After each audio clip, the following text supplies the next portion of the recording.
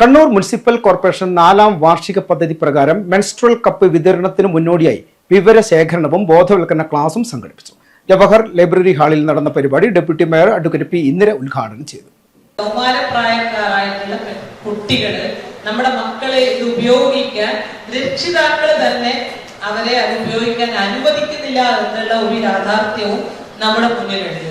പക്ഷെ എന്തൊക്കെ പറഞ്ഞാലും ഇത് ആധുനിക കാലഘട്ടത്തിൽ ഇത്രയും അഡ്വാൻസ്ഡ് ആയിട്ടുള്ള നമ്മുടെ ഈ യുഗത്തില് ഇത് ഉപയോഗിക്കുന്നില്ല എന്ന് പറയുന്നത് വളരെ മോശമായിട്ട് നമ്മുടെ സുഹൃത്തുക്കള് പുറത്തൊക്കെയുള്ള നമ്മുടെ ബാംഗ്ലൂരായാലും ഹൈദരാബാദിലും അവിടെയൊക്കെ ഉള്ള നമ്മുടെ സുഹൃത്തുക്കള് ഇതിനെ പറ്റി പറയുമ്പോൾ നമ്മള് അയ്യോ ഇതൊക്കെ ഉപയോഗിക്കുന്നുണ്ടോ എന്നുള്ള തരത്തിൽ പറയുമ്പോൾ അവരെ മുന്നിൽ പോലും നമ്മളിപ്പോ ചമ്മലായി നിൽക്കുകയാണ്. കാരണം അവരൊക്കെ പറഞ്ഞ് ഇത് എന്ന് ഉപയോഗിക്കാൻ തുടങ്ങിയിട്ടുണ്ട്, നിങ്ങൾ ഇനിയും ഉപയോഗിക്കുന്നില്ലേ എന്ന് ചോദിക്കുന്ന ഒരു അവസ്ഥയിലേക്ക് വന്നുകൊണ്ടിരിക്കുകയാണ്.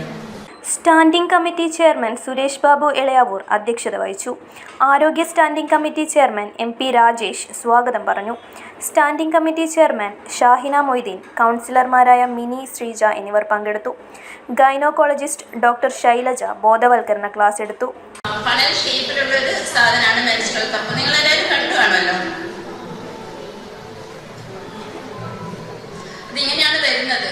ഒരു ചെറിയ ബോക്സിൽ ഒരു തുണി, നല്ലൊരു ക്ലീൻ തുണിന്റെ ഉള്ളിൽ പാക്ക് ചെയ്തിട്ടാണ് വരുന്നത്. ഇതാണ് മെൻസ്ട്രൽ കപ്പ്.